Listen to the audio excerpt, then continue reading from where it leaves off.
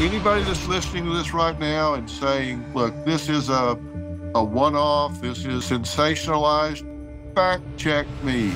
Dr. Phil, Tony Robbins, and former border agent and president of the National Border Patrol Council, Brandon Judd, exposed the grim reality of how U.S. government policies on illegal immigration are not just failing to stop human trafficking. If we hold people in custody, people stop coming. And if people stop coming, then the cartels can't use them as pawns. They're actually fueling it. Well, we know that the government has acknowledged they've lost 325,000 of those children. They're all being enslaved in some way. We dive into the disturbing ways that bureaucratic negligence and flawed enforcement practices create a playground for traffickers that lead to unimaginable horrors. When you sell a drug, you got to replace the drug. You sell a child, they use them again and again and again. It's the most disgusting thing in humanity. Children and teens forced into brutal sweatshops, and women and children that are sold into sexual slavery right under the nose of the authorities meant to protect them. When I asked them straight up, Jillian, I said, look, are we spending tax dollars to traffic children into known prostitution? And they said, we are. This podcast is not for the faint of heart. It is a raw, unfiltered look at the consequences of a broken system and an urgent wake-up call for sweeping reform. If you live in a city of any kind, you're coming into contact with someone that's being human trafficked. This topic was initially put on my radar when my friend Tony Robbins reached out and asked me to cover a movie he executive produced about human trafficking entitled City of Dreams, that's based on a true story. This movie, City of Dreams, is your second film in this arena of human trafficking. Okay, why are you so involved in this issue? I mean, it's not like you're making Hollywood movies about ice princesses. Clearly, this is right. Like, no, what's going on here for you? I think it's an issue no one wants to talk about. It's an ugly issue. I went and got tied up with several different organizations, but I went down to Haiti on a trip undercover. They did movie makeup on me with scars and everything else. And I participated with this group of SEAL Team 6 guys and former FBI and CIA guys. And we freed 27 children that day, actually 37 children that day. But it's mind-boggling to think that there could be a 8-year-old child tied to a bed with a chain doing 8 tricks a day. I mean, this is the insanity that's happened. But this film, so I did, The Sound of Freedom to get that message out because no one wants to hear about it, and told the true story of some of these rescues. But then what I found is a lot of people see that as over there. And right now, slavery, child slavery is insane, but slavery is 12 million people. It's a $150 billion business, Jillian. It's like when you sell a drug, you got to replace the drug. You sell a child, they use them again and again and again. It's the most disgusting thing in humanity. And there's no humanity to it. And so, but what most people don't realize is a third of that business of the whole world is done in the United States. And I want to do City of Dreams because sometimes when you talk about sexual slavery, it's so intense, nobody really wants to deal with this. But, child slavery for labor slavery is just as bad. And when you hear about 10 or 11 million people coming across the border and, people's brains get numb, the number's so big. But imagine the size of Manhattan coming across the border. And where are these kids going? Well, we know that the government has acknowledged they've lost 325,000 of those children. They're all being enslaved in some way. And this film really inspires people. It's not a heavy, it's intense. It's a thriller, to say the least, keeps you on the edge of your seat. But it's based on a set of true stories, and we bring it together. And what you see in the end, it's a hero's journey, because this young man finds a way to break through and not only save himself, but save other people as well. And at the end, there's really a call to action. And movies provide that, Jillian. They provide the ability to move people emotionally. It's like if I said to you, where were you on 9/11? Even when I talk to non-Americans, they remember the moment. They remember where they were. They remember what was around them. If I asked you where you were on 8/11, no one knows. Because information without emotion is barely retained. But when you take someone through an experience, and it's not overwhelming, it's one child's life. And this young man is trafficked across the border under the guise that he's going to be able to go to be, and soccer professional. He's going to go to the soccer camp and go to work for the Galaxy. And of course, that's not it. And this is all based on an experience that was just outside of LA. Many years ago, it was reported. Now there's been many more. But they had 70 children underground for 7 years, so they never saw the light of day in a sweatshop.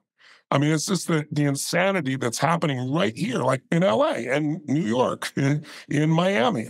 I'm confused because I did think, well, I know this happens in Haiti, and I adopted a Haitian child because I know there are trafficking kids across the border. I know this is happening in the developing world, but Yeah. I didn't know we had sweatshops in America. I did not, owned by huge, like corporate farms, like egg farms and chicken farms, and what? How are we missing this? I don't understand. Is this new in the news, or were we shut down? Is that why you made a movie out of it? Like, is this, what am I missing? How long has this been happening here?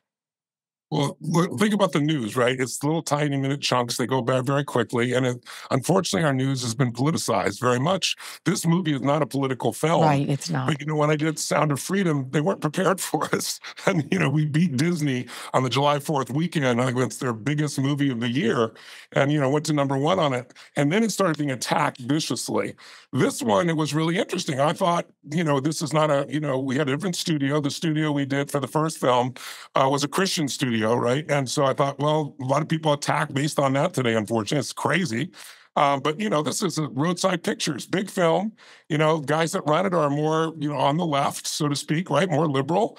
So I thought, boy, this is going to sail through. But what's happened is because it's an election year and because the border is such a huge avenue, when it first came out, we had literally, it was the highest testing score of any movie they'd done in 5 years at Roadside Pictures. Got 100% of Rotten Tomatoes from the critics. But after it came out, it's got 92% for the general audience on Rotten Tomatoes. It's an A score and Cinema Score. But suddenly, all of a sudden, the media was shut down for us. Like Morning Joe quit. They all quit because they felt like it put the focus on the border and seeing what's happening come across the border. And that's not the intent. It's not a right or left thing to save our children. You mentioned losing children here. How is that happening? How are we losing children in America? Well, I don't know if you saw, there was an expose the other day, the Muckraker Group, I think it's called, that, they go undercover and they've got hidden microphones and they interview people. They were interviewing one of the individuals there who's, works the border. And this woman, even afterwards, acknowledged it. A lot of people run from it afterwards. She said that, she actually went, as a whistleblower, she went forward and said, look, we're sending 100 children to the same uncle and the same address. There's no way, there's 100 kids here. And the guy said, hey, shut up. We just got to get them off here. If we keep them here in these facilities, we're going to have real problems. Just push them out. So you've got these people that have been sent out to the same Social Security number, to the same person without checking who it is. And now they're following up and the kids are gone. So they've acknowledged 325,000. The number is much, much greater than that, right? So, and all these kids are being trafficked right here. 1/3 of the numbers I told you that for the whole world are happening right here in the United States. When you said, if we hold on to these kids, we're going to have big problems. What are the big problems? How is it not they build up on the border mass numbers of them, right? Then the media starts to get involved, then the government starts to get in trouble. So it's like, push them out. We got to keep them off the border here. We can't let them build up in a large group, as they described it. What parent is like, here is my 12-year-old. Take them across the border unaccompanied. To where? Where do you think they're going? What are they telling these parents? How are they getting these kids? I don't understand. All of these unaccompanied minors that are supposedly in the tens to hundreds of thousands that are coming over and then getting lost. Who gave them the kids? Are they getting kidnapped? Well, most of the time they've duped the parents. So if you saw The Sound of Freedom, the real examples that we use there, they would take the kid, the parents would say, oh my God, your child's so beautiful. They're so gorgeous. I think they could be a model. Here, here's my card, bring them to this place, this hotel, we're doing it. And the parent shows up with their kid and there's 30 other kids there and they go, oh no, you can't be here. You can pick them up. Come back here at 7:30 tonight. And they drop them off at 10 in the morning. And then they take the kids and they put them on a bus and they take them out and they knock them out with drugs and they throw them in the back of a piece and send them out. In this case, the example is he go to the parents and they say, your son can have a better life. He has tremendous skills as a soccer player, which he did. And it's like, here's what we're going to do. So they give them money say, this is for you, and we're going to bring your child here, and we're going to get him to play professional soccer. And it's like, oh my God, my child could have a future. So most of these parents think they're sacrificing their own love of their own children for their children to have a better life. They don't know what's really going to happen to them. If you told me you were going to do this, if you came to me with this business plan and said, here's what I'm going to do. When you go to parents, they're a little, not the brightest bulb, because come on, surely this information would get out, right? Surely another parent would say, oh my God, no, don't do this. This is dangerous, dangerous, dangerous. Don't give them your child. Somehow it's happening en masse. If this was your business plan, I would say this isn't scalable. Are you nuts? Nobody's going to do this. Word's going to get out. How are you going to gather up all these kids? How are you going to do it consistently? You're going to get busted in the United States. We're all going to go to hell in a handbasket. No United States company is going to go on the line for this. Like, there are so many stop checkpoints along the way where this is crazy. Every single one is allowed to pass, meaning the parent says yes, the cartel has big enough numbers to gather these kids. They're doing it consistently. Our government is complicit due to inefficient border policy. Like, really, Tony?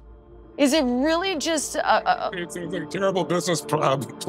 It's a $150 billion business. It's the fastest growing criminal enterprise in the world. After my conversation with Tony, I reached out to my former mentor, Dr. Phil, who I knew could provide an in-depth explanation of the issue, because Dr. Phil has been highly active in raising awareness about this matter and working tirelessly to bring an immediate end to the conditions that enable such heinous crimes to persist. Dr. Phil, how are you? So good to see you. It's good to talk to you. You're looking great and you're doing great. I see and hear you talking about things, and I'm so glad to get to talk to you. You never call, you never write. Come on. Well, I did just now because I need your help in understanding this.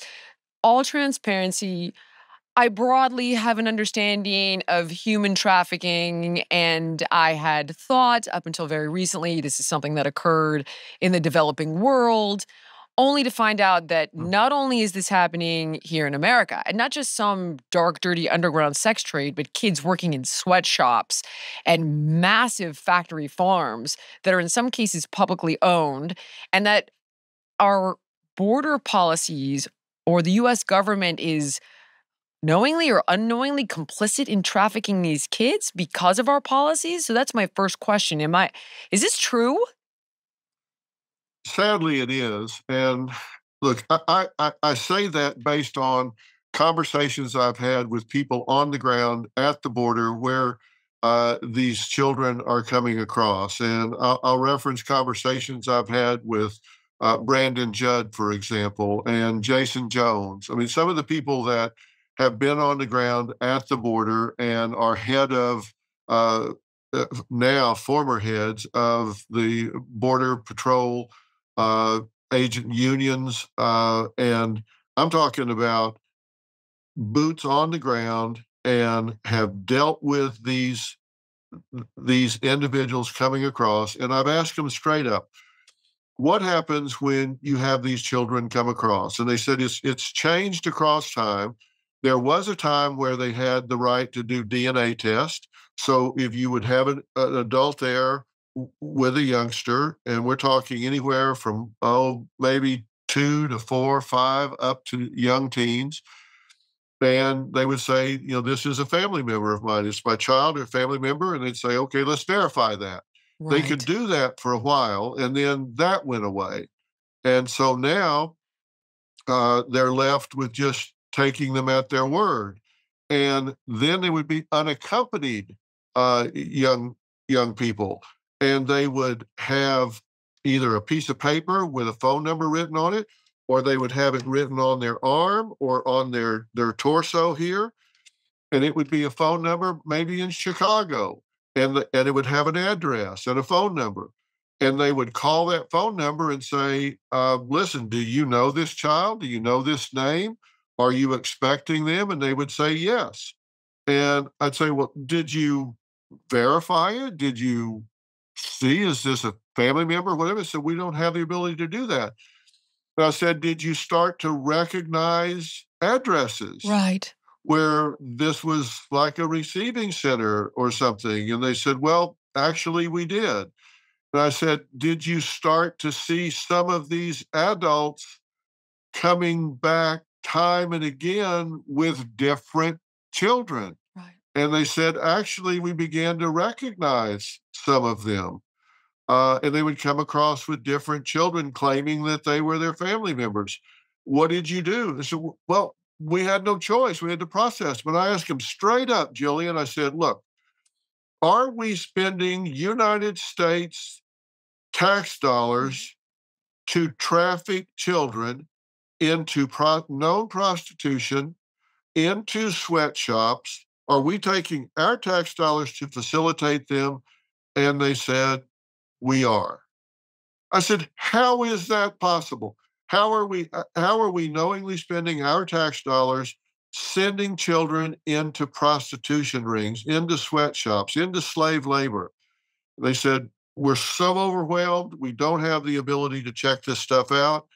And listen, anybody that's listening to this right now and saying, look, this is a one-off, this is sensationalized, fact check me. Go talk to the people I'm talking about. Talk to Brandon Judd. Talk to Jason Jones. Talk to these people and find out if I'm telling the truth or I'm not. They will tell you exactly what I'm telling you right now. Dr. Phil, can you walk me through from start to finish of this process? I'm a mom in, let's say, Guatemala. Why am I handing over my child? Are they purchasing this kid from the mom, or are they giving her some promise that the child will go into a foster home?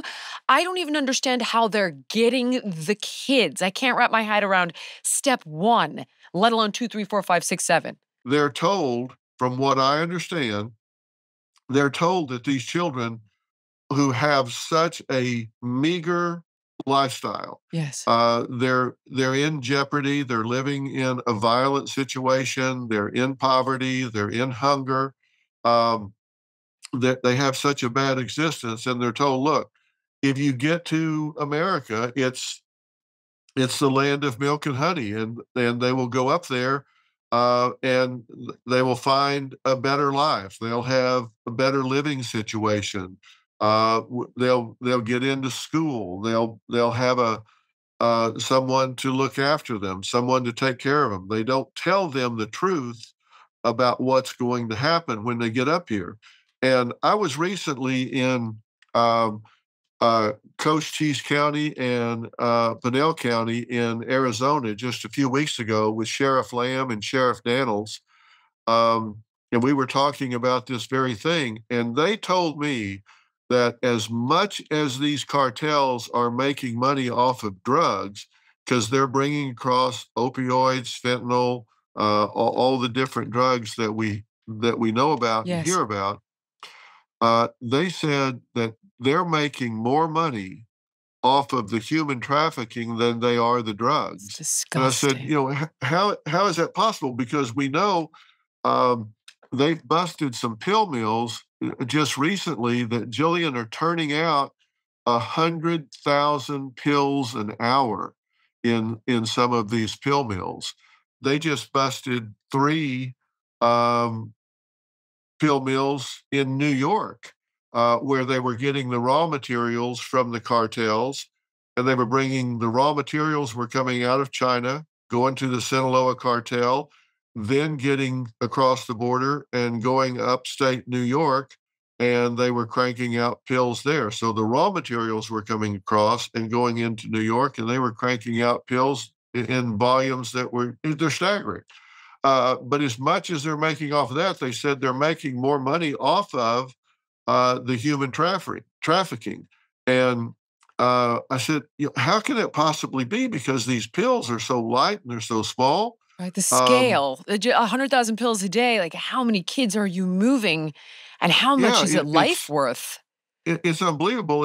And so I said, so how is this working? Explain it to me. And so Sheriff Lamb and Sheriff Daniels were saying they're not selling these people um, in the human trafficking. They're not selling them. they're taking them up and putting them into these prostitution rings, some pedophile rings, some are old enough that they're just into prostitution rings. But they said the point is they're making money day after day after day, and they'll have some of these uh, that are in the prostitution rings that are maybe turning 15, 20 tricks a day. Oh, no. And so whatever they're able to charge for it, some of them are making $1,500, $2,000, $2,500 a day, day after day after day, and they just keep working them. Whereas the drugs, they sell and they're gone. But yet the humans, they can keep working them 365 days a year, year after year after year. And they said some of them are generating over $1 billion from the human trafficking aspect. So it's big, big business. And some of them they put into working in factories, some of them they put into working in hotels. And if you live in a city of any kind, certainly in LA, New York, Dallas, San Diego, Las Vegas, I'll promise you somebody that's waiting on you in a restaurant, somebody that's servicing your hotel room, you're coming into contact with someone that's being human trafficked. These are not people that are free to do what they want to do, and we're just not aware of it. But these people that we're coming in contact with are just hiding in plain sight. And and people are coming into contact with trafficked individuals every single day, just not being aware of it. They're actually taking these people, and they can't afford to pay for their transportation across. They can't afford to pay for the coyote that, as it's called, that brings them across. And Right. if they get them just across the border, just across the river, just through the wall, and maybe 2 or 3 miles into the country, they might pay $5,000, $6,000. If they take them all the way 70, 80 miles from the border to a drop spot there, then they might pay $10, $12, $14,000. It depends on how far they take them, how much they pay. Now, they don't have that money, so what they do is they do it on credit. Got it. And so how do they pay for that? Well, they have to work it off when they get here. And how do they enforce that? Well, they have enforcers here that know where they are. They take them to certain places, they track them, and they know who their family is back in their home country, whether Got it's it. Guatemala, El Salvador, or Mexico. Because I was thinking And I would if just they vanish. don't pay it off, Got it. if they don't pay it off, then they will either torture their family or kill their family members. So when they get up here and they say, "Look, you owe us $1,000 this month," or that whatever, if you don't pay, they're going to take it out on your family. So they will do whatever. And if that's to rob a store to get the money, or it's to steal things from houses or prostitute themselves, whatever they have to do to get that money, they are desperate to get the money. So they'll do whatever it takes. And you have people that just are looking for a better life. And people say, do we really have criminals coming into this country? It's a very small percentage of the people, of course, coming in between entry points itself is a crime. But let's set that aside for a minute. Okay. Let's say they're not criminals other than breaking the law to get into the country. They're not gang members. They're not felons. They're not someone that would be a criminal. But then they get here and they're desperate to get that money because they're scared to death they're going to murder their family members or torture them or take it out on their family members back home. So now they're desperate and they say, "Look, you got to get the money. So here's what we want you to do. We want you to go steal these cars. We want you to go rob this store. We want you to do." So Are they going to do it? Well, yes, they're going to do it because they're scared to death. They're going to go take their grandmother and take her out on a country road and cut her head off or something if they don't pay up. So they force them into a criminal life once they get here. And uh, some of these people, they put wristbands on them when they come across the border, and a certain color wristband tells the people that receive them here, okay, this one owes this much, this one owes this much, this one owes this much. So based on the color wristband, then that that puts them in the book in a certain way. And so that's their color coding. It's that much organized, and that's how they communicate with the people that receive them here. And I've seen hundreds and hundreds of these wristbands that have been collected. It's big business, and so sometimes they're forced into a life of crime when they ordinarily would not do something like that. Who are these people? Because if you're saying the Sinaloa cartel, how big is their reach? Are they in Guatemala? Are they in Venezuela? I mean, I think they're in Mexico. Like where are the people coming from? The ones that are being trafficked and smuggled? And then which cartels are doing this? And third, how are they finding each other? Well, these are global. The cartels are uh, centered in Mexico, but the reach now is global. And if it's like everything else, Jillian, at this point, the experts tell me, and I've spent a lot of time studying this, it's happening on the internet. Um, there's the dark net where a lot of this stuff is communicated, but then you can go to TikTok and different social media platforms, and there are instructions there that say if you're coming out of China or you're coming out of European countries or whatever, it tells you here's how to get to the southern border, uh, Mexico and the United States. Here's how to get there. It'll tell them, all right, you've got to get to this country in Central America. You get this train, you ride it up through here, then you're going to have to walk through a certain part. You can pick up a bus here. You can do that. It gives you absolute step-by-step roadmap. Here's how much it's going to cost. You're going to have to pay this here. You don't want to try to cross this particular stream or this river at this time of day because it's going to be um, there are going to be a lot of guards around at that time. It tells you what times you want to do it, when you want to do it, and it also interprets policies because federal guards, you can claim asylum and they will process you into the country. Uh, you know, Texas, they're going to detain and return you. So they'll say if you see a brown uniform, hide. You see a green uniform, run to them. They will process you and give you a court date 7 years down the road. So hide from brown uniforms, run to green uniforms. I mean, there's the information on the internet is unbelievably detailed in telling people how to get from different countries all the way up to the border. And if you get to the midpoint of that river, you're in America.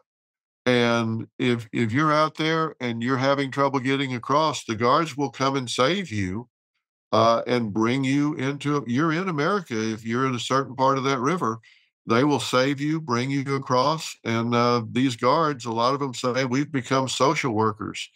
We've become transporters rather than guards because the policy is they claim asylum, we give them a date and process them and turn them loose. And they vanish into the country somewhere.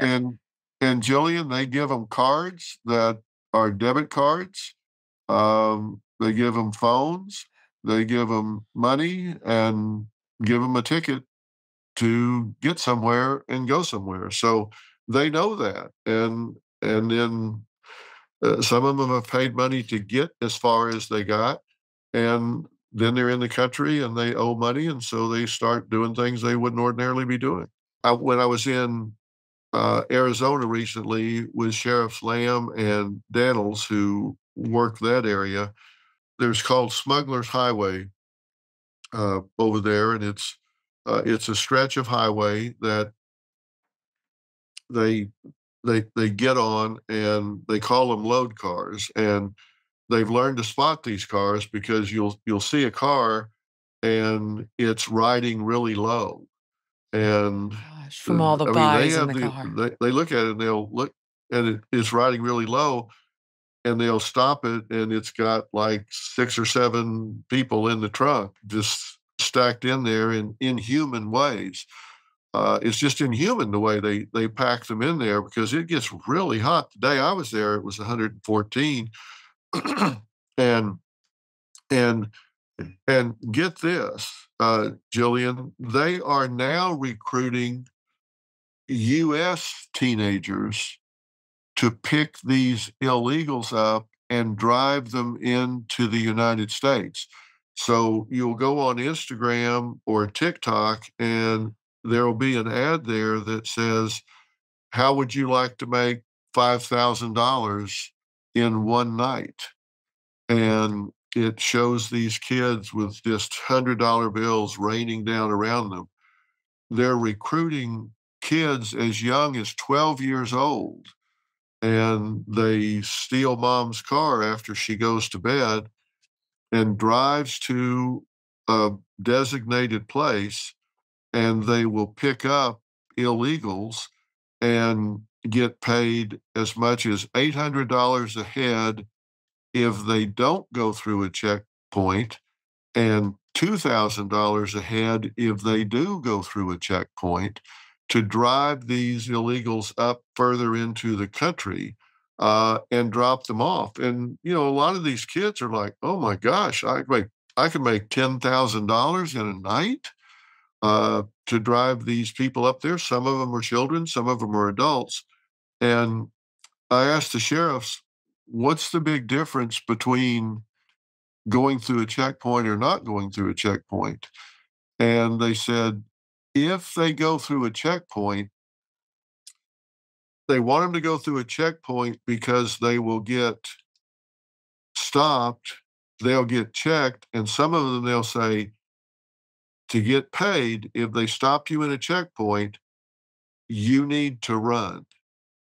When they say, pull over to this area, take off, and just keep going, trust me, they'll stop chasing you, because they're not worried about that teen, and they're not worried about the people in their car. When they run for it, all the guards chase them.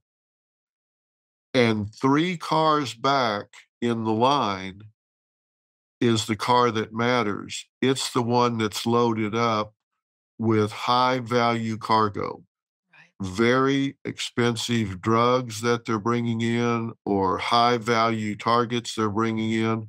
That's a decoy, and they get the naive teen to initiate a high speed chase that draws all the guards away, and 3 cars further back in the line is the real cargo they're trying to get into the country. And they sacrifice this teen who gets caught and maybe has there's one teen that we looked at there. I met the daughter who crashed into this woman's mother and cut the car in half, killed the mother on impact.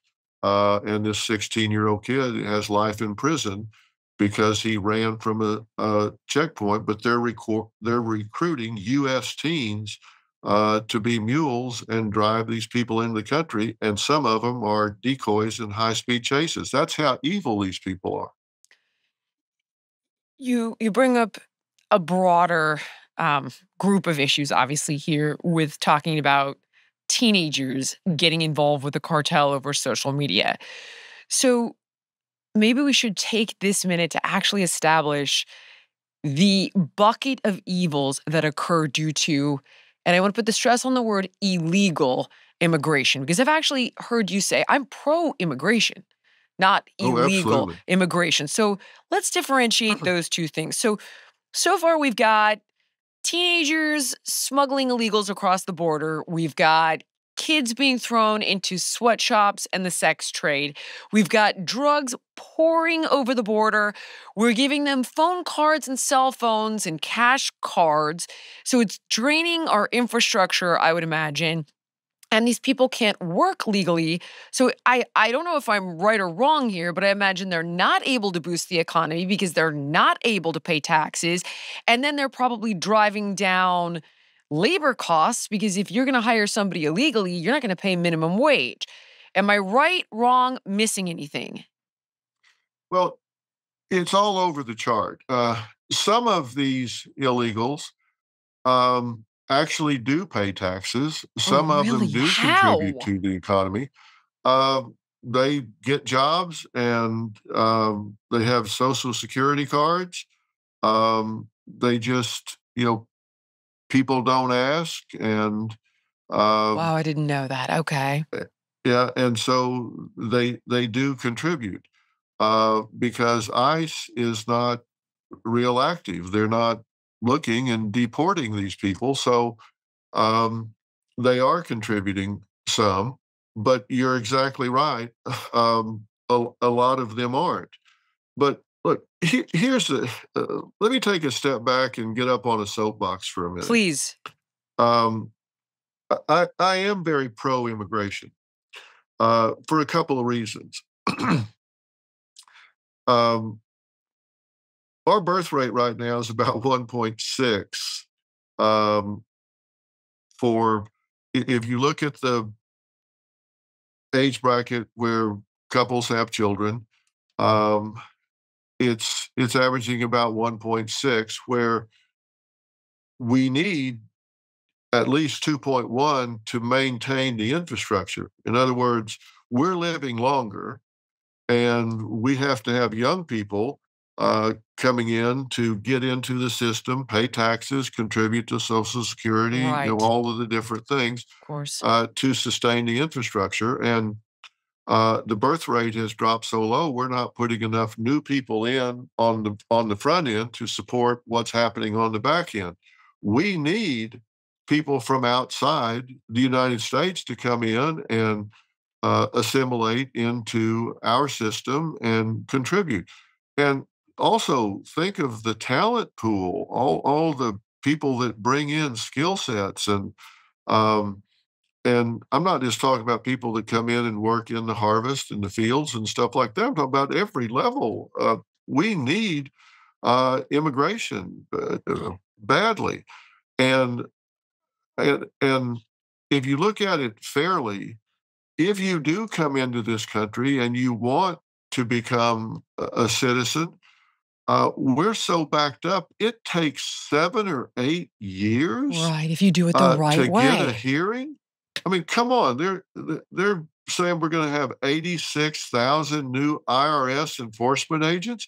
How about we get 86,000 new uh, people that work to resolve these cases for these people and give them uh, they're coming between checkpoints and sneaking into the country in large part because it's the only way they can get in. It's the only way they can get processed and not get turned away. Um, we need to fix our immigration system so people have a reasonable, legitimate way to get into the country. A lot of people are coming because of economic hardship, but that's not one of our reasons to grant asylum to somebody. Starving to death in another country is not a reason to seek asylum in America. You've got to be in imminent danger somewhere of violence or some kind of hostile takeover of government, or And that makes you a they're coming. refugee. That's the difference between an Yeah, economic migrant and a person who's a refugee. yeah. And so our system is broken. We need to fix the system. And, America is still where people want to be because it's a great country, flaws, fallacies, and all. This is a great country, and people want to come. Um, so I am a great proponent of immigration. Uh, I want people to come here, and I support that we have an immigration policy that invites people here and supports them coming here. But we do need to know who is coming. I think of America as my home, and just like I do the house I live in, and I wouldn't let people in my house if I didn't know who they were. Right. That's my home. I think of America as my home. I want to know who's coming in, and I think we're entitled to know that and should know that.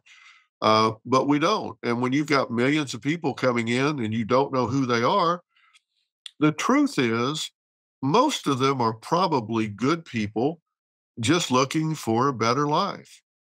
But they suggest the estimates are that probably about 1% are gang related, are criminals that are coming out of prisons or whatever. But if you're talking about millions of people, 1%'s a hell of a lot. That's right. I mean, just in terms of raw numbers. Um, you know, 10 years ago, we had a small number of Chinese nationals coming across the border.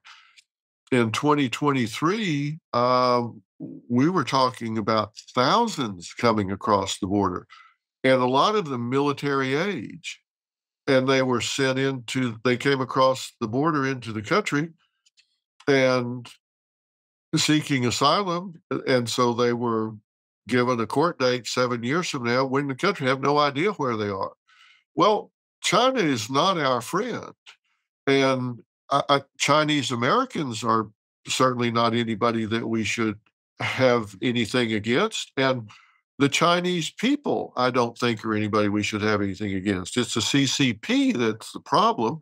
And most of those are probably leaving there to escape the people the government that we have a problem with. But how do you get out of China? You don't just say, hey, I think I'll go to America. So where are they getting the money? How are they getting out of the country? Are they not worried about their family? So in other words, are they being sent here? Right. And if they are, do they harbor ill will? And a lot of them are showing up military aged, in shape, with the same boots on, the same backpacks on, the same haircuts. Are these military guys that are being sent to America and then dispersing throughout the country? They even set up Chinese police departments to keep them under control. What? Wait. I'm so sorry. Hold on. Here? Yes, in America. Who? There were Chinese police departments set up inside the country, and our government found out about it and disbanded that. They acted to say, no, you don't have police power here. And there were congressional hearings where this was discussed and action was taken about it. There were that many Chinese military-aged men that they had to be controlled. Now, here's my question. If there are enough in the country, 30,000 that came across in 1 year, and let's say they're scattered out throughout the country. Let's say they're around our power grid. We have certain locations in the country that are central power grids that keep this country running. Let's say there's an attack on those power grids, which are very vulnerable. And let's say they're all attacked at a coordinated time. Could create real problems for this country. Now, people can say, well, you sound like a conspiracy theorist. I'm not saying it's going to happen, but I'm saying that we don't know that it's not. Right. And we wouldn't have that problem if we had control of the border. Could that happen? I think it's damn likely that it could happen. And we need to be aware of that. We need to pay attention to that. Even without that, though, Dr. Phil, like, let's say we were both conspiracy theorists and we were crazy and all the way down the rabbit hole. This is the point of, look what's going on with fentanyl, the opioid crisis, destroying our infrastructure because we're not bringing people in the right way, and trafficking kids. So that's the part where it becomes irrelevant whether you believe it or not. because there's real evil happening to millions of people right now. And not only are we not stopping it, we're complicit in it. So this is the part where I want to get into the policy piece. Can we start out, first of all, with social media? So they're finding each other on social media. You mentioned TikTok, which enrages me simply because I posted a 1-minute reel of a doctor who has done clinical trials for drug companies for 30 years, talking about research on ivermectin as a potential therapeutic for COVID. I was permanently banned from TikTok. So I just want to be clear. You have the ability to find me on TikTok. My 1-minute reel, I never post on TikTok. First time ever. Kick me off swiftly and completely. But you're incapable of removing cartels from your platform? What am I missing here? Yeah, that it makes no sense at all. And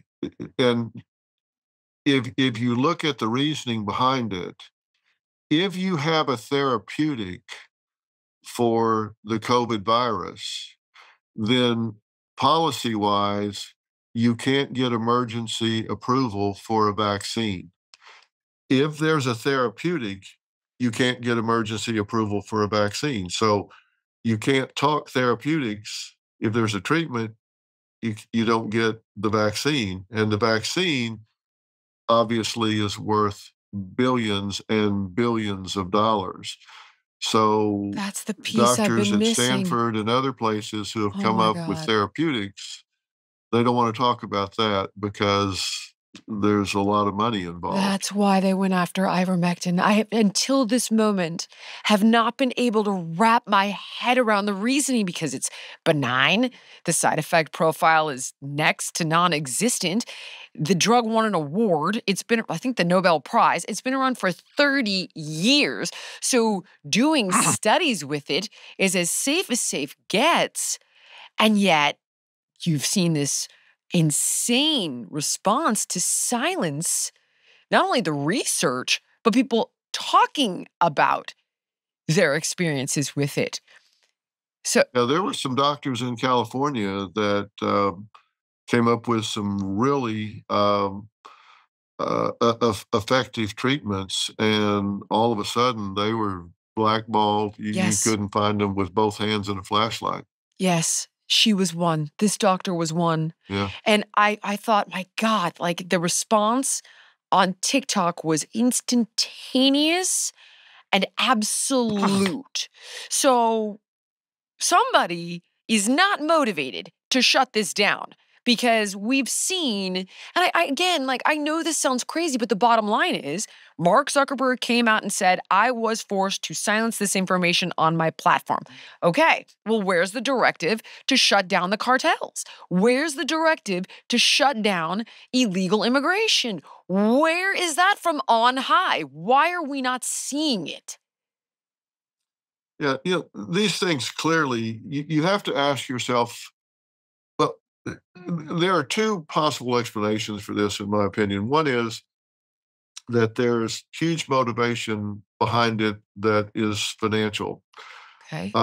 The other is For us, though, I'm we sorry, Dr. Phil, for us, meaning like no the people here, no because financial, the cartels, yes, but why are we? yes, that's the thing. There's big money behind um, th- some of the things that aren't getting solved. There's a financial motive behind them. Got it.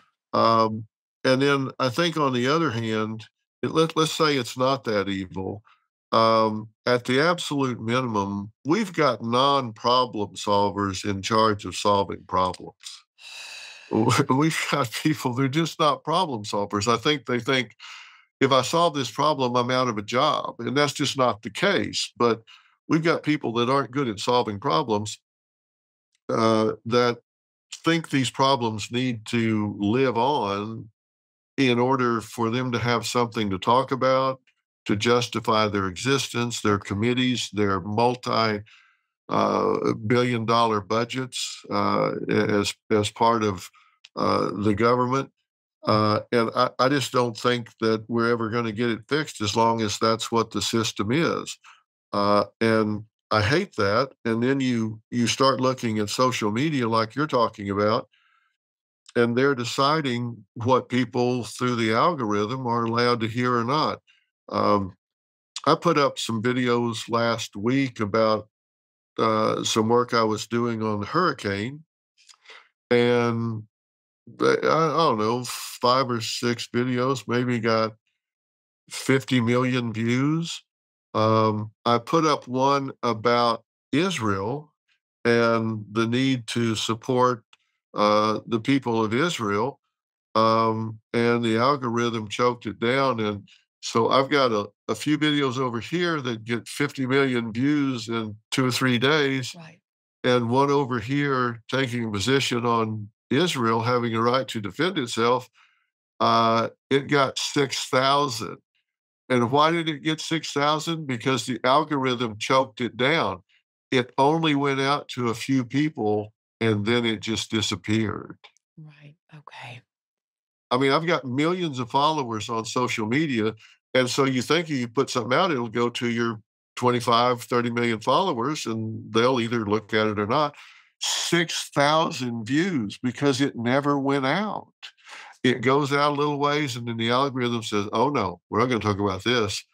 And it kills it and it never gets out. Dr. Phil, it's my understanding that I'll go back to my unaccompanied minors. They come across the border. They go from Border Patrol to HHS, Health and Human Services.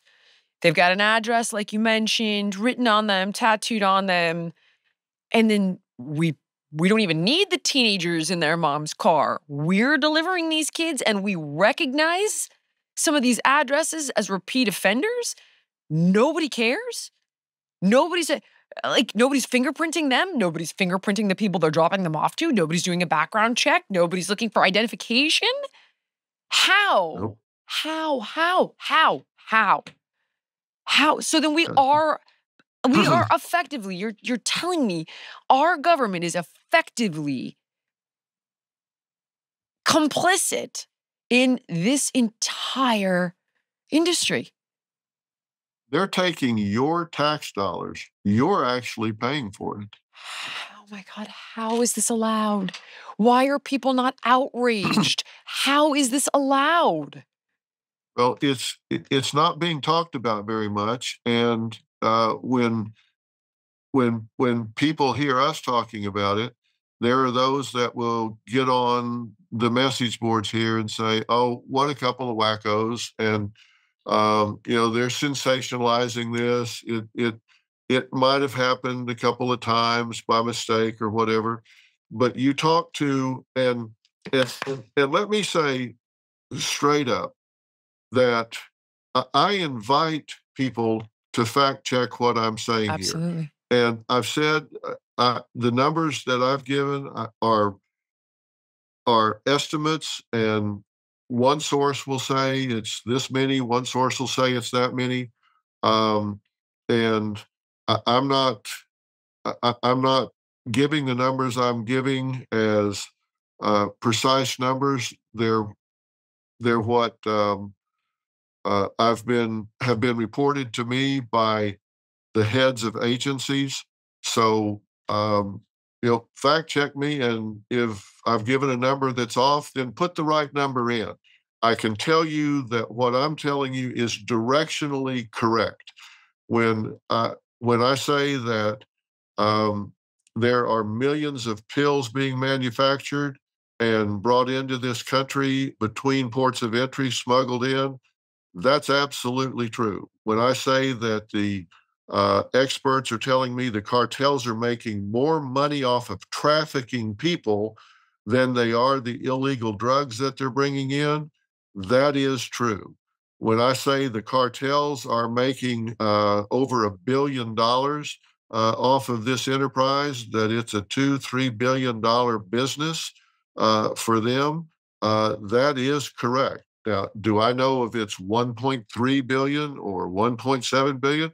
I don't think anybody knows, but I think the estimate from the Border Patrol and law enforcement is that it is a somewhere between $1 and $3 billion for some of these cartels. Those are directionally correct. So you might argue with the precision of the numbers, but you're not going to argue with the direction and the magnitude of what's going on. One kid is too many kids. Yeah. We're supposed to be the good guys. We're supposed to be stopping this, not facilitating this, not being like, oh, this is great. Just send them over with an address and the U.S. government will take care of the rest. No problem. We don't even have to pay the teenager on the Canadian border $800 a night to traffic a group of people. So my next question is, who's buying these people? Because I've seen articles and exposés and everything from like PBS from 3 years ago to 60 Minutes. And it's like, oh, we busted one of the biggest egg farms in America with a bunch of teenagers from south of the border, 10 into a broken down camper working 24/7 in an egg farm. Like, this is America. This is a monster company. Nobody's reporting them. You need an undercover expose? How are they buying these children? They're going on TikTok and saying, I'll take 10, 12-year-olds, please, to work my egg farm. How's this happening? Yeah, like, I can't believe it. I'm sorry, I just cannot believe this is real. It is a black market. I mean, it's there is a black labor market where they go to, and obviously they're jobs where they're not monitored. A lot of them are agricultural jobs. A lot of them are sweatshop type jobs, Right. and they do move them around. Jillian, you'll find that they'll work here, and then they might be in Chicago, and then they'll pack them up and move them to Nevada. Then they'll pack them up and move them to New York State. They'll keep moving around, both in terms of prostitution and in terms of sweatshops. They keep moving them around so they don't they don't get onto them, so they can out them. And you'll we've had people. You know, I have a new network now called Merit Street Media, where we talk about these kind of things because they won't talk about it much on mainstream media. So we are talking about it. Nobody Really could make a case for wanting people to come into this country and not know who they are. Even with me saying, I think probably most of them are decent people just looking for a better life. But hiding among them in plain sight are a lot of bad actors, and we need to find those bad actors and screen them out. And so I think we have a broken immigration system, and I think we've sent bad signals saying, hey, come one, come all. And that worked back a long time ago, but that's before we were a welfare state. Now everybody comes and they know they're going to get a lot of free stuff and a lot of free support. That wasn't the case back in the day. Back in the day when you came to this country, everybody worked. Right. Everybody worked. Everybody contributed. Everybody worked. But now it's a welfare state. And so, people know they come here, they're going to get a lot of free support. And I just don't think that's going to work. And that's going to have to change. So I really hope that however this election turns out, people realize we're going to have to control our border. If we don't have a border, we don't have a country. I haven't worked the border, I don't know, but I've talked to the people who do. Yep. And, those interviews are on Merit Street Media. Just download the Merit app, Merit Plus app, and go to those interviews I did with Brandon Judd and the different border guards down there. Let them speak. Don't listen to me. Listen to them. They're the ones that are down there 24/7. Listen to what they say. You've been pretty They'll tell you darn the truth. involved. They're down there, boots on the ground, in the river, dealing with these people. Listen to what they say. They're the ones that know. So I took Dr. Phil's advice and I reached out to Brandon Judd, former president of the National Border Patrol Council, and he was gracious enough to come on and share his insights on exactly how our current border policies facilitate this travesty and subsequently what needs to change for this evil to end. Hey, Brandon, how are you? I'm doing fantastic. Thank you. It's great to be with you. Can you just start out by telling everybody who you are and how you've come to be an expert on this subject matter? Let's start with that. Yeah, glad to. I'm a 25-year veteran Border Patrol agent. I'm also the former president of the National Border Patrol Council. I served in that role. I was elected by my peers to serve them in that role for a little over 12 years. I've worked with many administrations on what border policies need to be, how we can affect, how we can secure our border to keep the American people safe. And that's what with border security, it's all about how can we keep the American people safe? How can we keep drugs from coming into the United States? How can we keep criminals from making it into the United States? And that's what Border Patrol agents want to do. When we go home after a shift, when we take that uniform off, we want to feel like we were able to protect the American people. We want to feel like the border is secure. And right now, unfortunately, we just can't feel, we just don't feel that way. And that's what's so disappointing to every single one of us with the current policies that we're dealing with. Describe for me, you explained that you retired 5 months ago. I'm pretty sure things were pretty bad 5 months ago. So take me back 5 months ago. We've all seen videos of caravans of people from, I believe I've heard you say in a previous interview, like 155 countries or something like that. Just set the stage for me. What is a day like on the border when you were there in that job? So it ranges. It depends upon where you're at. Now, I've had the unique opportunity to work on the northern border. I've had the unique, on the southwest border. I've also been on the coastal borders, Florida, Alabama. All of the different borders are very unique in what we experience. But then you can break it down even more on the southwest border. What's it like in Texas, Arizona, New Mexico, California? Because it's very different. Then you also have to look at what the cartels do. What is their operations? How do they try to get people into the United States? And so it's really the dynamics change greatly depending upon where you're at. There's times that cartels will want to cross people, and they're going to want to avoid detection, or what we call gotaways. They're not going to want the people that they're trafficking to get apprehended, to get fingerprinted, to let us know who they are. Then there are times that they cross people across the border, and they basically wave their hands at the camera saying, "Hey, here I am, come get me." And the cartels create gaps in our coverage. And when they create those gaps in our coverage, that's when they cross the drugs across the border. So imagine, Jillian, imagine that you're a Border Patrol agent and you have a group of 100 people. And let's just use Yuma, Arizona as an example. Let's just say that you have a group of 100 people cross the border illegally and then just sit down in the United States right when they cross. Well, you've only got 10 agents that are patrolling a certain area with 100 people. All 10 agents are going to have to respond to take those 100 people into custody. And once you have all of those 10 agents respond, you're leaving that entire stretch of the border where those 10 agents were patrolling. You're leaving that stretch open. And that's when the cartels, that's when they cross their higher value products, whether that's criminal aliens, whether that's aliens from special interest countries, whether that's the fentanyl that we're seeing that are killing thousands upon thousands of U.S. citizens.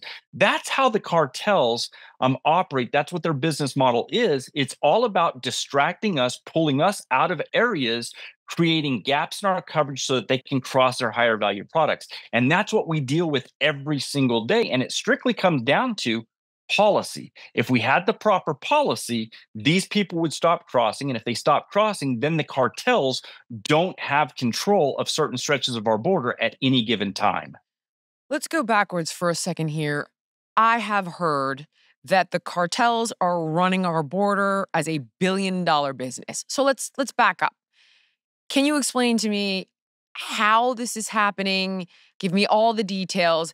I'm specifically interested in this episode about children that are being trafficked into sweatshops, into the sex trade. But in order to even get there, I think we need a bigger understanding of how this problem is being facilitated.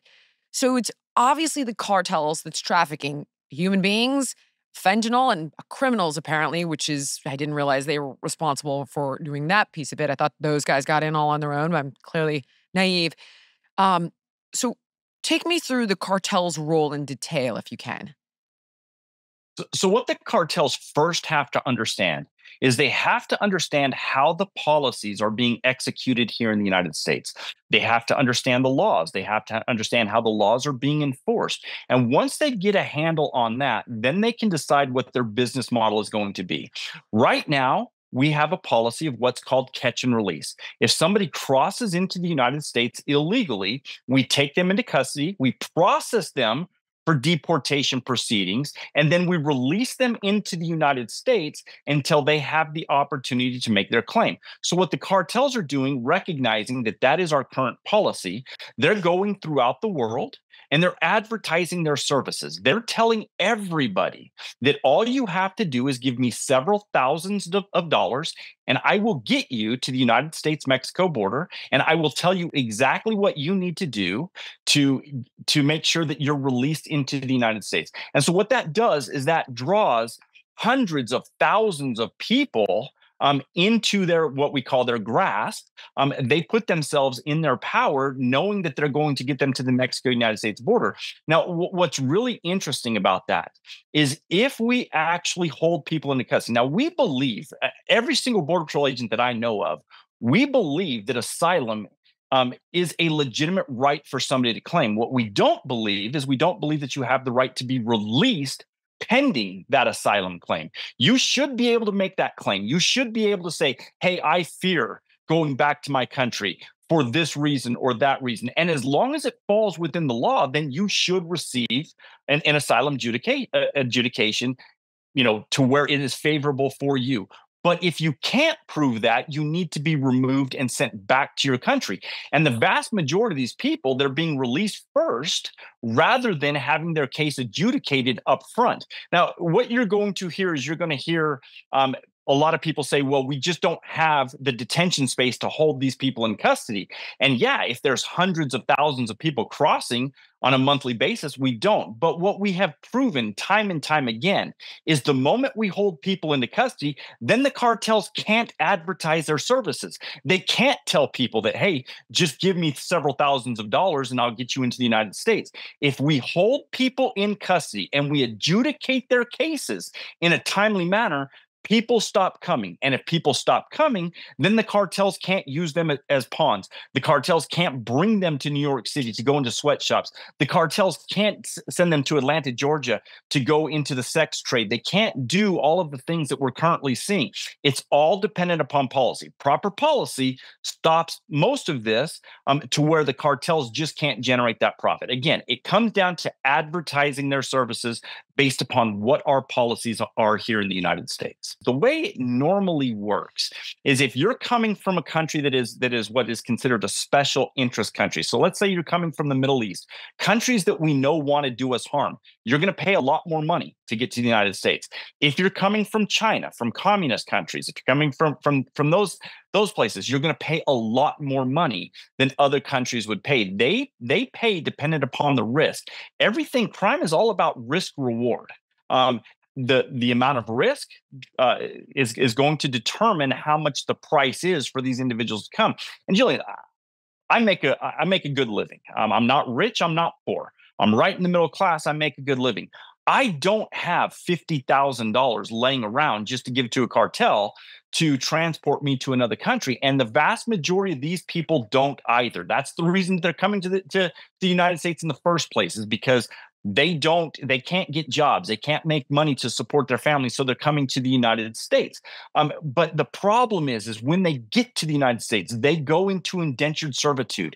These Chinese nationals that owe the cartels $50,000, $60,000, they go into indentured servitude until that debt is paid off. It's absolutely monstrous to recognize that we have modern day slavery going on in the United States right now in the form of indentured servitude, people paying back the cartels based upon them transporting them here to the United States. Okay, so we're not even talking about kids yet. We're talking about adults that are essentially... Yes. Okay, that makes sense. What are the numbers, Brandon? Like, how many people do we really think are crossing? We've heard 10 million, 11 million, 15 million. Do we really know? What would the numbers look like over the course of the past 4 years? over the course of a day, over the course of a month? What are the numbers? The number that we're able to quantify, we have had more than 8 million people cross our borders illegally that have been apprehended. We've had another 2 million people that have crossed our borders illegally that we were able to detect, but we weren't able to take them into custody. Then on top of that, you have the numbers that are able to get away without detection. And we estimate that that's going to be somewhere around 2 to 4 million people. So yes, in the last 3.5 years, we've had approximately 15 million cross our borders illegally. So the cartels are bringing them through. You're explaining that every border is different. Why do we really only hear so much about our southern border, though? Is that just news propaganda? Is it just as bad in Miami? I mean, why is the southern border the thing? You know, we've all seen the videos of like people dying in the Rio Grande and just trains of people that seem to go on infinitely. Why is that the one that's getting the most attention? So I'm really glad that you asked that question. The reason I am is because the northern border doesn't get any attention at all. Our coastal borders don't get very much attention at all. It's all about the southwest border. Now, the reason that gets so much attention is because you have footage, you have video of exactly what's going on.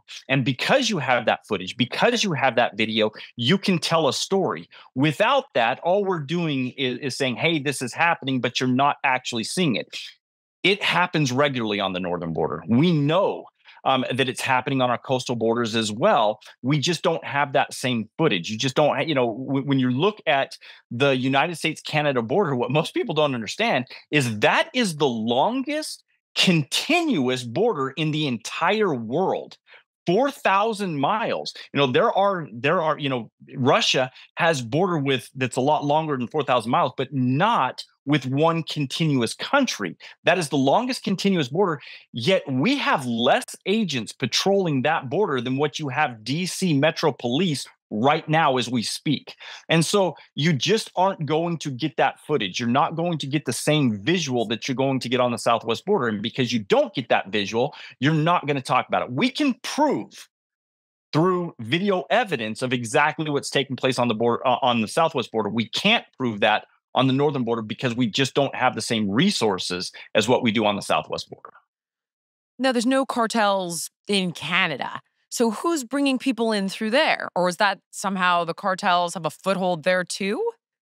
They do. They do. So it used to be when I came into the Border Patrol in 1997, a lot of the smuggling operations used to be mom and pop organizations. Then it became organized crime controlled, cartels. Now we have transnational criminal organizations that operate throughout the entire world. It used to only be these criminal organizations operate in Mexico. Now they operate everywhere. Jillian, they're operating right here in the United States. These criminal cartels are here in the United States. They're in Canada, they're in Mexico, they're in China. They're throughout the entire world. This is big business. It's illegal business, but it is a business. They're there to make a profit, and they're seeing how they can do it, and that's happening throughout the entire world now. How big of a business? Look, this is a multi-billion-dollar operation every single year, and it's going right into the pockets of these very dangerous criminal organizations. So I've heard that these kids are coming through the border. They get processed by Border Patrol. They go to Health and Human Services, or ORR, which is, I guess, the Office of Refugee. Office of Refugee Resettlement. Okay. And we used to, for the people that would come get these kids, we used to ask for fingerprints. Now we don't. We used to ask for a birth certificate. Now we don't. We have no process to track them. And I've heard statistics like 100,000 kids have vanished into our country. What is the process of this? Walk me through this. We have a minimal amount of time to process these people through the system simply because we're being inundated with so many. That's why it all has to focus back on policy. What are our policies? Can the cartels exploit our policies? And if they can exploit our policies, then we have to change those policies to where it can't be exploited, to where we don't have to deal with all of this problem. And what that does is it saves lives. That's what's so frustrating to every single Border Patrol agent, is when we see our policies are putting vulnerable children and women in danger, it frustrates us, especially knowing that it's a very simple fix. If we had Congress step to the plate and pass proper legislation, we wouldn't have to deal with this. If we would update our policies, we wouldn't have to deal with this. Policies is all about the administration. Laws are all about Congress. And right now, you're just not seeing any side of the aisle working to make this better. Politics goes into it, obviously, but what we have to have is we have to have all of our government as a whole step to the plate, do what's right. We need the State Department to negotiate agreements with Venezuela or other countries to take Venezuelans back to their country. We have to have the DOJ that's going to prosecute these individuals. Then you have to have DHS put forth the proper policies. This isn't just one agency. It's not just the Border Patrol that controls everything. You have the State Department, you have the DOJ, Department of Justice, you have DHS, you have all of these different departments, and they're not working in tandem or in coordination to make everything happen that needs to happen. Oh my God. Okay. All right. So I've got a list of questions, policy specific. Let's see if we can untangle a bit of what you're talking about. So my first question is, what are the biggest challenges you think the Border Patrol is facing right now? Is that a numbers thing? There's not enough of you? Or is it just the fact that they're not okay. It's not a resource issue. You could line up Border Patrol agents holding hands across the entire southwest border, and people are going to continue to come. What it comes down to is, are we releasing them prior to their adjudication? If we release them prior to their adjudication, they're going to come and they're going to give up. So once they set foot in the United States, we have to release them. Walls are a great resource, but it doesn't stop asylum claims. It stops drug smuggling. It stops the gotaways. It stops all of those things. So it's all tied to catch and release. That's how the cartels make money. That's how the cartels advertise their services. It's all based upon, you will be released once you come to the United States. If we stop releasing people, they will stop coming. That's been proven time and time again. But because we're releasing them, that's how the cartels make money. It all comes down to catch and release. So how do you hold them if you've got these crazy numbers, and then we see the pictures of children in cages? It all starts to seem dystopian, and we're all horrified. Children are in cages, but conversely, you're releasing them, and they're not just in a cage being watched and fed and educated while that process is going on. They're now in the hands of some sick freak who's a registered sex offender. Is that an answer? Like, we're going to keep a bunch of kids in a cage for how long? So what you do is you clear the current docket. So immigration judges, they have all of these people that are already here in the United States backlogged that they're trying to get through those cases. Stop that right now. Send those judges to the border. Have them adjudicate the cases of the people that are coming in right now. Okay. If you adjudicate those cases right now, people will stop coming. Then you don't have to worry about the hundreds of thousands of people per month that are crossing their border, because they're not going to be released into the United States. Once you stop releasing them, they stop coming. So adjudicate those cases right now. Then once you stop the bleeding, once you stop that flow, then you bring back up that docket. You send those immigration judges back to whatever state, whatever jurisdiction they're from. And if the problem arises again, you just send them back down. That is what will stop this problem. Remember, these people have to prove that they have a claim. We don't have to prove that they don't have a claim. They have to prove that they have a claim, and that can be done within the first 20 days to comply with the Florida Settlement Agreement. That can be done immediately. And if you do that immediately, then you stop this issue from happening. Remain in Mexico? Good. Extremely effective. Extremely effective. So what it did was, so what really frustrates me and Border Patrol agents across the entire country is when you hear the rhetoric, well, it's inhumane to send people back to Mexico. And we ask ourselves, well, why? The State Department has certified that. I have friends, by the way, State that Department has certified expats that have moved to Mexico. So I'm a little. Mexico's quite lovely. Why is that so awful? Mexico, like, exactly why? What's so horrible about that? If the State Department certified Mexico as an unsafe third country, okay, that's a different story. But when you look at the murder rate in Mexico, we have cities here in the United States that have higher murder rates than locations in Mexico. So absolutely, there are safe and secure locations in Mexico. But again, that became a political issue. It became a political football. And that's the reason why Remain in Mexico went away. But again, Jillian, what Remain in Mexico did was that stopped catch and release.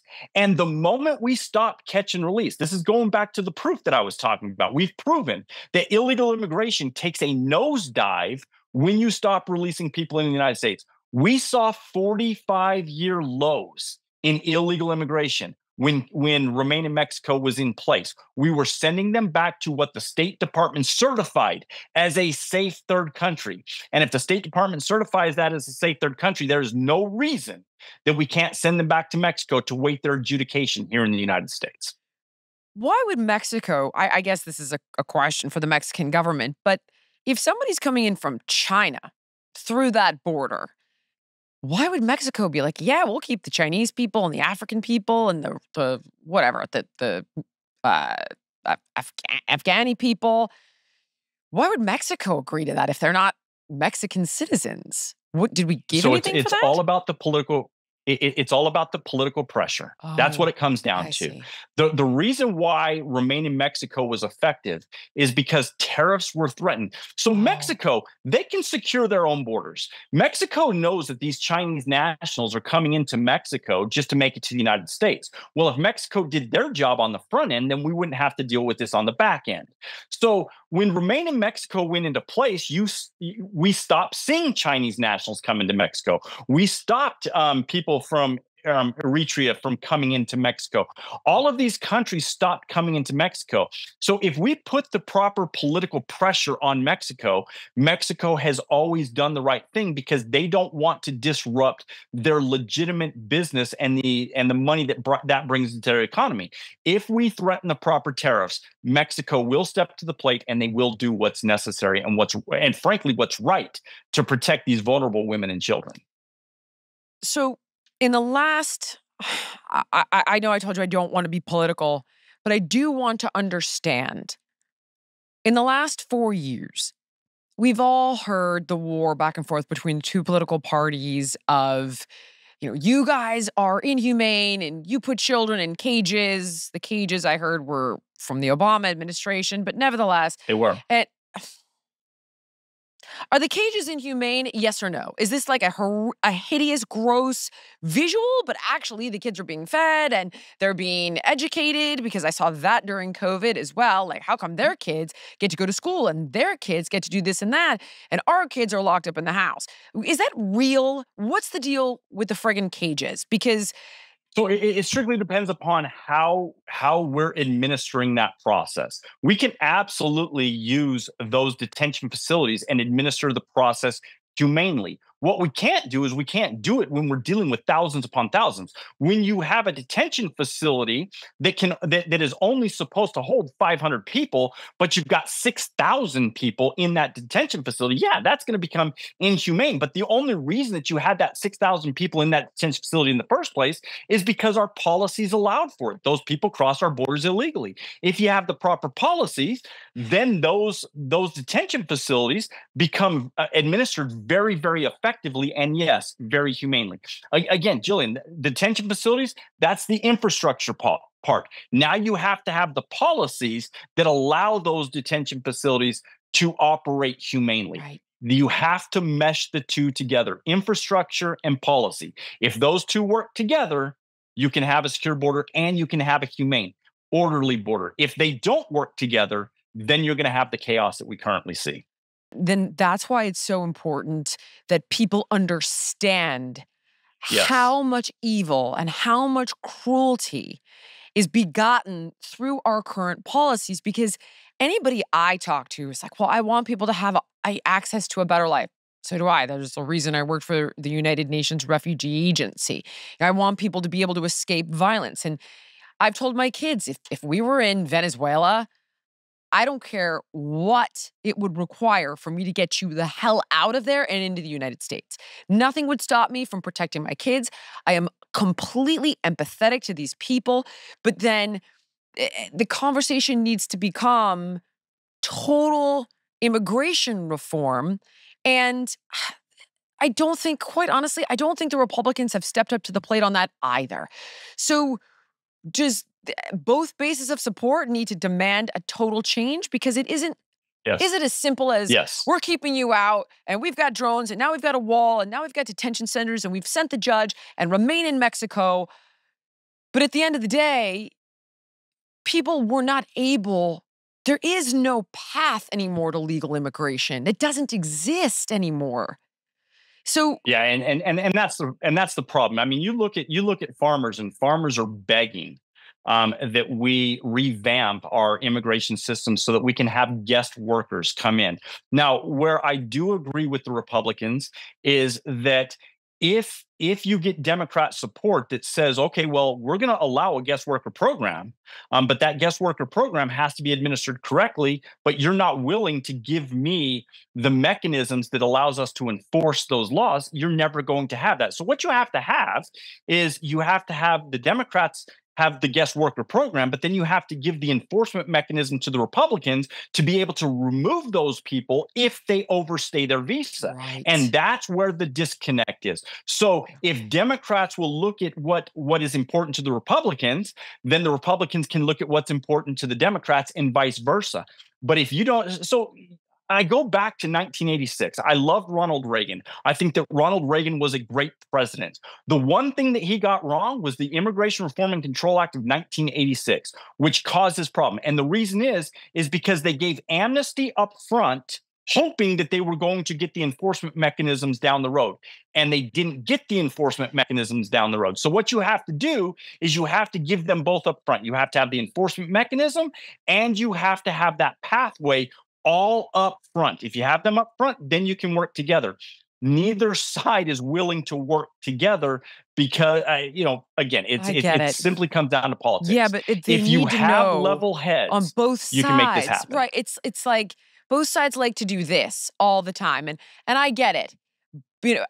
However, when I think enough of this underbelly and enough of this evil is exposed, whether it's the fentanyl crisis or human trafficking or destroying our entire infrastructure because veterans that need homes, there's no homes available because we have so many migrants that have crossed over illegally and can't work, which seems to destroy the jobs economy. And again, I'm no expert at all, the farthest thing from it, but it's obviously a massive, massive mess across so many different areas of policy and human interest.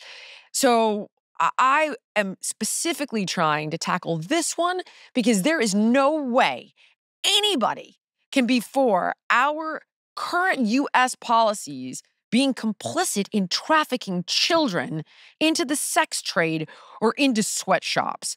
And hopefully we will demand that these two sides come to the table and figure it the F out and listen to people like yourself who know this better than anyone else. Brandon, did I forget to ask you anything that I should have? I think you covered an awful lot.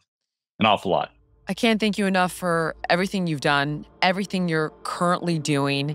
And I really hope, I'm not quite sure what the future holds for you. I know you're considering different positions, but I really hope that you're put in one where you can effectuate some of this change.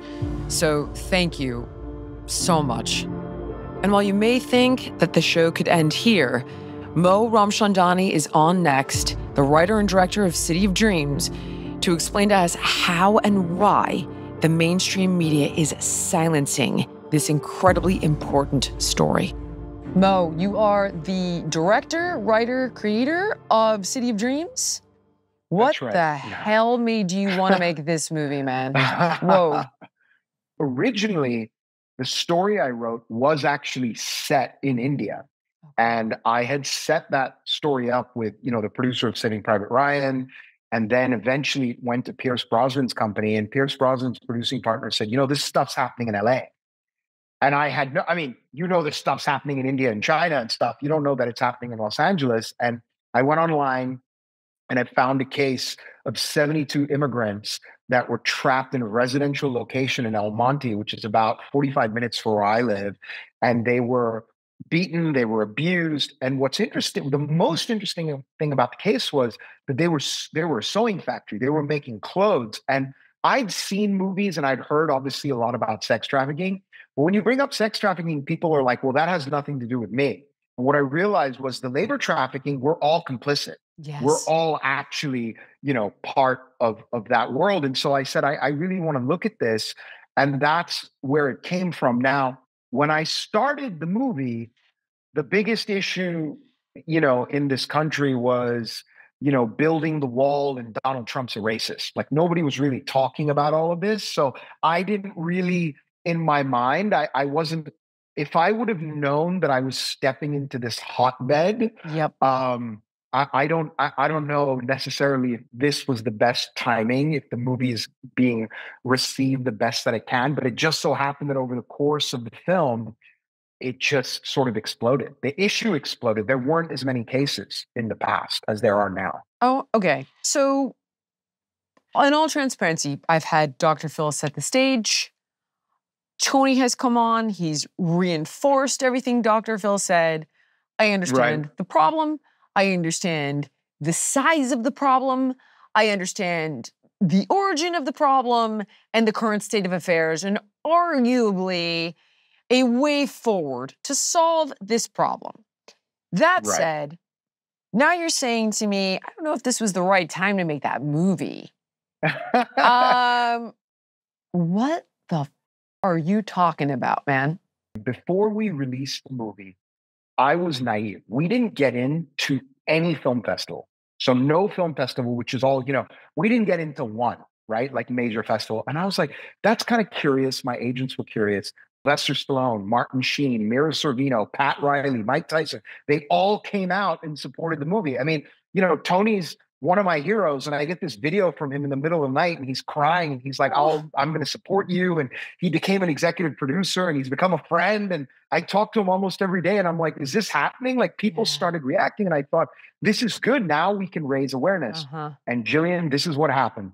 A week before the movie came out, Vivek Ramaswamy, who is a fellow Indian and his family are Hindu like mine, he called me. He said, hey, I want to support the movie. And I said, listen, I love that. And I'm a filmmaker. I'm not into politics. I just want you to know I'm not a Republican. And he laughed and he was like, great. And he's a really good dude. We connected. And I was like, I don't agree with everything that you say, but if you see what's right about this film, great. Then Donald Trump Jr. tweeted about the film. I don't know how that happened, but he sent a tweet out. As soon as the name Trump was associated with the movie, this is what happened. We got 0 out of 4 stars on Ebert. We got 0 out of 4 stars in Variety. And I started seeing all that. And I got invited on Charlie Kirk and Jesse Waters and Brett Baer and all these interviews. Yeah. I got nothing from the mainstream media. Nope. And it really sort of like hurt me that people were making this. I mean, we got a review last Friday that ended with this misguided film that's spreading a false MAGA message to blame Democrats of the border should not be seen. It should have. And I'm like, this isn't a review for a movie. So, as somebody who worked on this for 5 years for free and invested my mother's life insurance policy in it after she died, like it's upsetting that people would turn it into this big political mess. And I just wonder if the election wasn't happening and there was other things going on and this came out, could it have been, seen and could more people have embraced it? I mean, Jillian, we had such a controversy that I was told, I don't know if this is true, influencers were being shadow banned on Instagram they were sending me and Tony screenshots, and all the engagement of our ambassadors. Like when Tyson posted about it, they were getting 10% or something of their normal engagement. And then what got really fishy is the guy who wrote the book on humans. I didn't even know about that guy or the book, Jack Pozo, I think his name is. He went to AMC. He took a video saying, I want to see City of Dreams. They told him it was sold out. He went in the theater. It was half empty. He posted that online. It went viral. AMC's stock price went down, and the CEO of AMC had to come out and make a statement that all the rumors about City of Dreams, he had to make a press statement, and he called our studio, and the guys running our studio are, they're amazing. Howard and Eric, they're like the only gay couple that run a studio. They're ultra liberal, but at the same time, I wouldn't even say they're liberal. They're more like me. They're just about what's right. And they were like, hey, Mo, we shouldn't get involved in all this rhetoric. And, I kind of stepped back and I've been watching it, but it's been shocking and hurtful. And I got to tell you, like having Tony sending me voice notes and reminding me, hey, you are making an impact and you're impacting people that are going to make a change and make a difference has been helpful, because I'm shocked. I purposely stayed away from any political structure in the movie. It's literally just all from the kid's point of view. I know. There's absolutely nothing on policy, nothing Democrat, Republican, nothing having to do with any politicians whatsoever in the film. But what I have to tell you, Mo, is that this was not, I didn't plan for us to have this conversation during this episode of the podcast. Right. I was actually trying to say, listen, I don't care what side of the aisle you're on. We are currently complicit due to dysfunctional border policies and trafficking children. Like, stop with your infighting and figure it out. People are being tortured at our hands. Wake up and start demanding action from your politicians. Don't let them use this as a political football. And the reality is it's another political football. And I have to tell you that everybody I have interviewed in large part, whether it's people who have had their homes destroyed and are experiencing insurance fraud with their homeowners policy in these natural disasters, political football, because big insurance is one of the biggest lobbying groups in the country, whether it's my work and health and wellness, political football. I'm allowed to talk to Sean Hannity. I can talk to Daily Wire. I can talk to Jesse Waters, but God forbid, do you think, like, no more are the days of Today's Show and Good Morning America? That's all off the table. We're talking about diet and exercise, but somehow it's become MAGA. You're not alone in this. And the only thing I can think is that if they keep expanding this bubble of what MAGA means, more and more, they're going to become the exceeding minority. If you tell moms who are worried about giving their kids 72 vaccines in the first year of life that they're MAGA, look out. If you tell people that are worried about trafficking children that they're MAGA, again, prepare for defection. And it is the exact same thing in health and wellness. And I just cannot understand how we keep literally every stone you pick up, no matter what the issue is, it's the same rattlesnake. It's wild.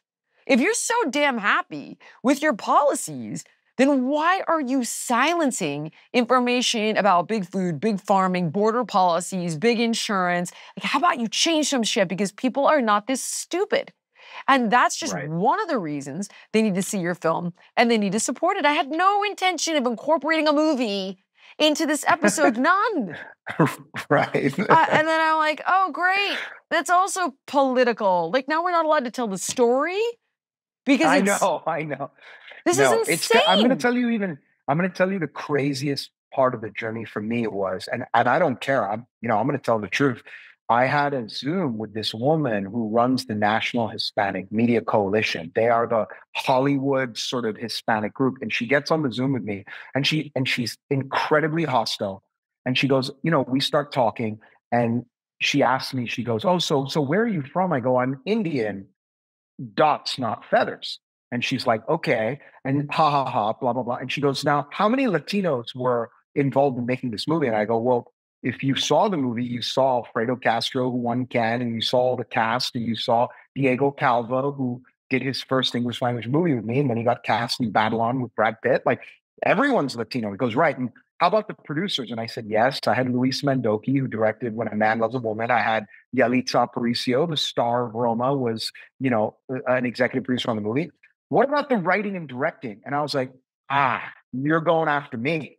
So you have a problem that I'm not a Latino?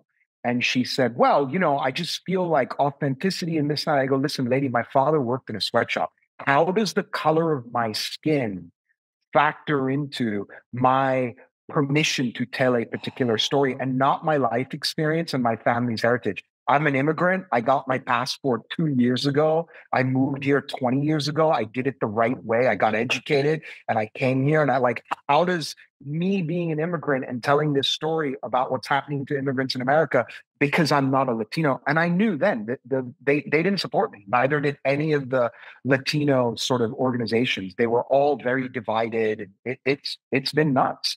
Here's the best part. I didn't understand. I know. Of course you didn't, because you went into it absolutely with the best intentions, you fool. So, did I miss anything? Is there anything I should have asked you that I didn't? Look, sex trafficking is a lot harder to combat because of the kidnapping aspect of it and stuff. But these third parties that are being subcontracted, that's a very, very easy solution that is that people don't like. I was at the Labor Department's event in California last year, and I put my hand up and I was like, hey, there was an assistant secretary of labor. I was like, I used to work on Wall Street, and every trading office that HSBC or Goldman Sachs has to have an SEC compliance officer. Why don't we just do the same for all manufacturing, all businesses, everything, and charge every single person $100,000 per human rights violation per person? And everyone's clapping, going, wow, that's a great idea. And I'm like, no, you idiots. I'm just a kid. I know nothing. You're the Labor Department.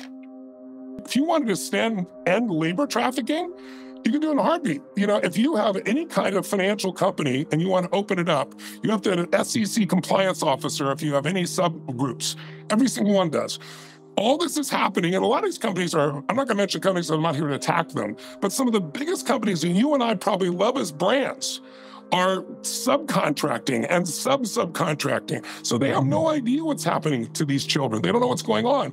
But if there was a group that had to certify that the environment was right to those people, and under huge penalties, when you eliminate the economic benefit, you'd stop this slavery. It's literally that simple. So it's all financial. If you eliminate the financial benefit, you would stop all of it. Literally overnight. That's why I'm saying, the simplest thing would be a compliance officer, and it wouldn't be that expensive. It's like, oh my God, it's going to be so expensive. No, just for subcontracting to verify the environment and that people there are there. I have had so many congressmen and senators and representatives both tell me that when they get a call or a letter from somebody saying that they're concerned about something, that means to them, they magnify that times 10 or 20.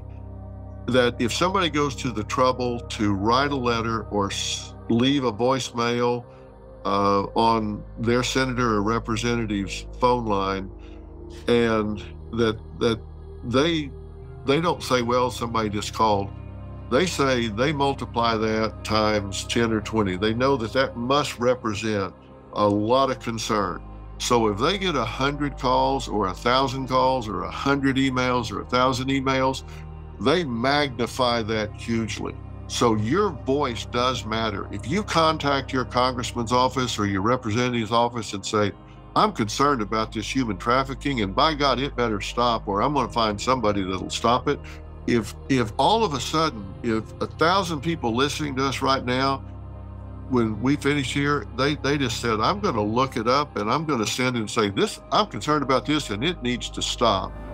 And they got 1,000 of those, they would say, wow, this is a hot issue, and something would start happening. We need to have our voices heard.